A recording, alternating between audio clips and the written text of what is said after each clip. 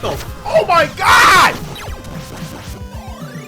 That's the type of shit I'm talking about. How the fuck did this whack ass garbage wake up Ultraman motherfucker?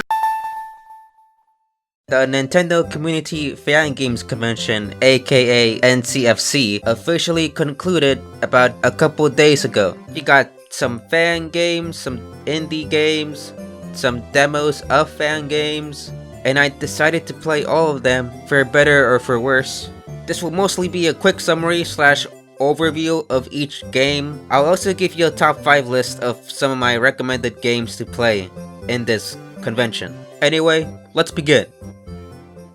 Super Crownland is the newest 3D Mario fan game made by Hello Fan Gaming. It's the successor to their previous 3D game, Toadette Sweet Gallery, which was a successor to their other game, Super Mario Prism. You play as everyone's favorite gender-swapped, sexually confused character, Bowsette. Honestly, I was really hoping I would never have to see this fucking character ever again. But here I am, in 2020, playing as a fucking fan-made character made by horny Nintendo fans. Luckily, you can switch characters in the shop, and there's a pretty good collection too, like Mario, Sonic, Infinite, Naruto, Neptuna,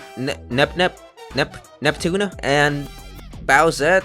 God damn it, there's 7 worlds and a good amount of collectibles in the form of hentai cards. Anyway, I recommend it if you are a fan of 3D Mario, I guess. According to Hello Fan Gaming, this is their definitive 3D Mario game. So there's that, I guess. Super Mario Generations attempts to take the same idea as Sonic Generations, but makes it Mario, with both modern and classic Mario. I like the idea and the concept, but I feel like it has the same problems as Sonic Generations on the 3DS. And by that, I mean that they're both in 2D and have the same similar graphics and art style. And so because they look the same, you somehow find yourself comparing both and knowing which one's better than the other. Like, would I rather play as Sonic or a faster Sonic with more controls, better music, and level design? Those were the things I was thinking of when I played this game.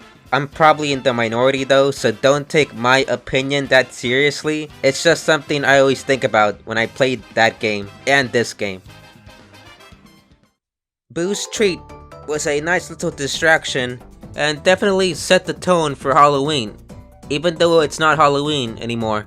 Super Mario Bros. 4 Escapade is a Mario fan sequel to the classic Mario games. Hey, hold up. If this is Mario Bros. 4, then what's Mario World? It was called Mario Bros. 4 in Japan, so yeah. Anyway, the demo was actually pretty good. The controls and physics actually felt pretty close to an actual Mario game, which is very important for these types of fan games. Level design was good, the music was good, the power-ups were good, everything was good. I highly recommend this demo. Luigi Drinks a Glass of Milk is an unexpected sequel to Mario Drinks a Glass of Milk. It's a pretty good joke game with a milk theme to it. There's been countless other YouTubers slash streamers that are way bigger than me who have played the game, so I'm not gonna talk about it too much here. I'd rather just make a whole separate video that covers both games, just so I can milkshake things up. Yes! Super Mario Odyssey Safari is a 2D Mario Odyssey fan game that also reminds me of Metroid for some reason. I liked it, the music was pretty fucking good, and you can download the entire soundtrack for free. Super Mario Bros. 5, wait, what? There's a Mario Bros. 4 and 5 in the same convention? I'm not complaining. This game has over 100 levels, a fully remixed soundtrack, and an original unique story. Sounds pretty good. Now let's see the game. Oh no. The controls feel so off, man. I feel like I'm playing a Flash game. Everything's so slow and floaty. Princess Quest is a 2-part Mario RPG fan game, although I wouldn't really call it an RPG, more like a PRPG. Imagine if Super Paper Mario and Mario and Luigi had an unofficial baby. Put it back, I really enjoyed this game, and I'll definitely make a separate video at some point. You can play part 1 right now, so please do it! Mario Movie Game and Super Mario Holidays were both made by this guy called Mario Troid. These games are, interesting. I really like his drawings, if that's something. Mario Takes 3 is a compilation of levels from a Mario level contest. There's different tiers that separate the really good levels from the really bad ones, which I'm not sure why you would even play them. I guess I did have some fun reading the reviews. Super Mario Flashback is probably the most well-known game here. This was actually my first time playing this game ever. I came in with very high expectations, and the game definitely delivers. It has a nice presentation, some good music, some nice changes to the power-ups, like for Fire Mario, you can now shoot upwards. You have 3 health points and you collect stars now, like in the 3D games. You got the wall jump, you got the ground pound, the bounce. You can also slide now, which I really do hope gets used more in future releases. The only way to slide right now is to either run for a bit or ground pound, which kinda sucks. I recommend maybe having it so that you can crouch and do the slide, kinda like in Kirby and Mega Man. Other than that though, I am very happy I finally got to play this game, and I really do hope it goes places.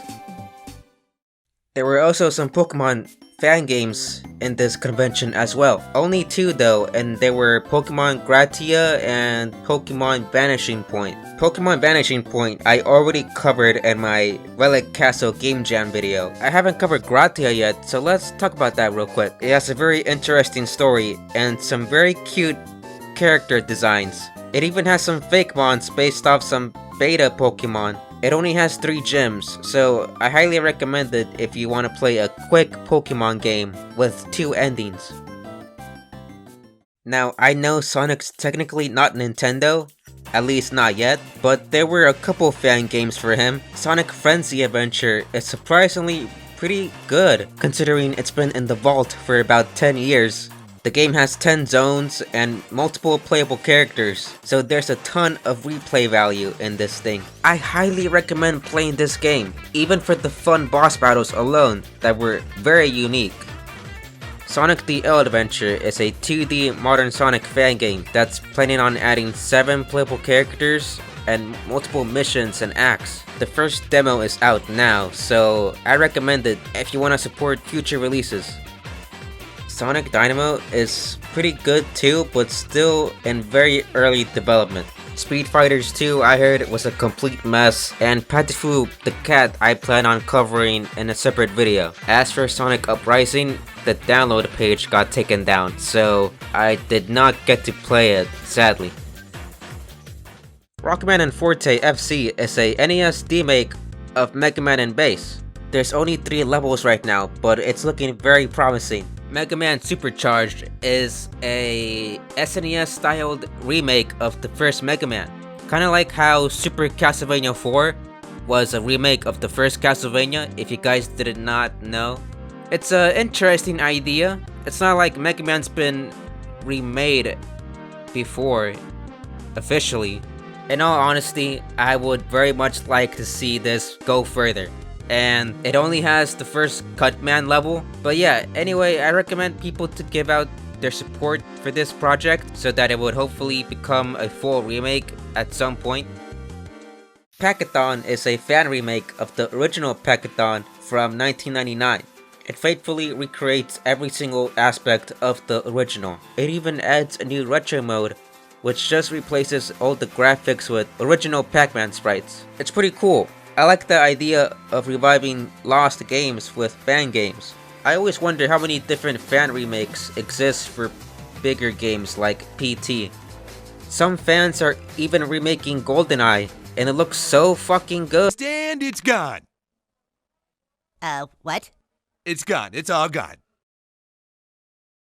Super Smash Bros. Ultimatum, I wanna say, is a meme game that was made hopefully as a joke.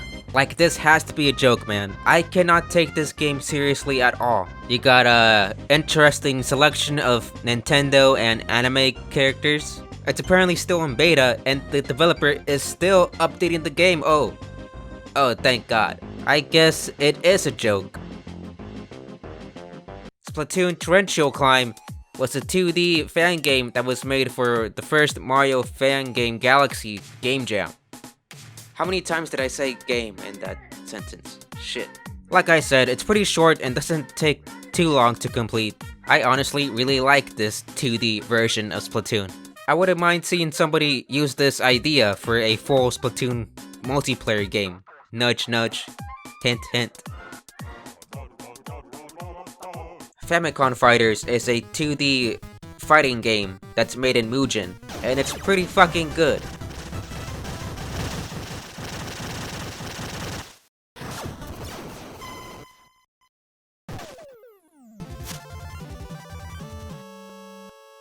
I like the unique characters based off NES games. You got the classics like Mario, Samus, Mega Man, Simon, but you also have some obscure ones like Urban Champion, Starman from Pro Wrestling, and Donolan.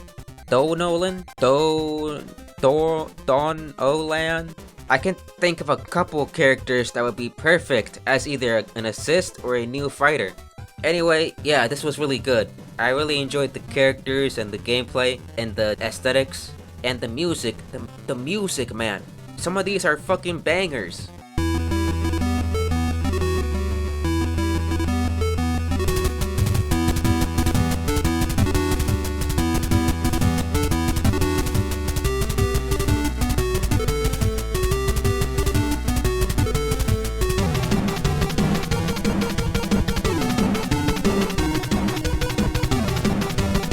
BS Zelda: The Third Quest is a improvement patch made for the original BS Zelda. And for those of you who don't know, BS Zelda was a official remake of Zelda 1 for the Super Nintendo. It's probably the weirdest remake ever though, because you don't even play as Link, you play as two avatar characters.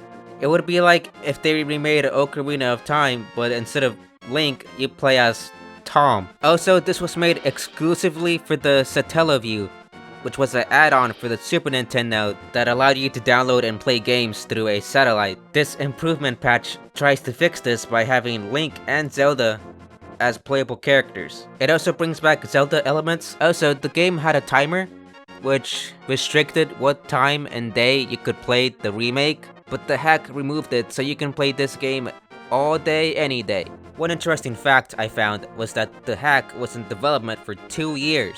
The creator was looking for help, which sadly never came, so he had to start from scratch, which I couldn't even imagine how long and hard that took, so I really admire him for that. In conclusion, that was pretty good. I really enjoyed all the games here that were shown off at this year's NCFC. A good chunk of them were demos that I really hope go further, and I will probably follow their progress either on Twitter or on YouTube. There were some indie games though that I did not show off in the video, but they were also good and I recommend checking them out yourself. Here's a personal list though of my top 5 favorite games in this convention. I will see you all later. Bye!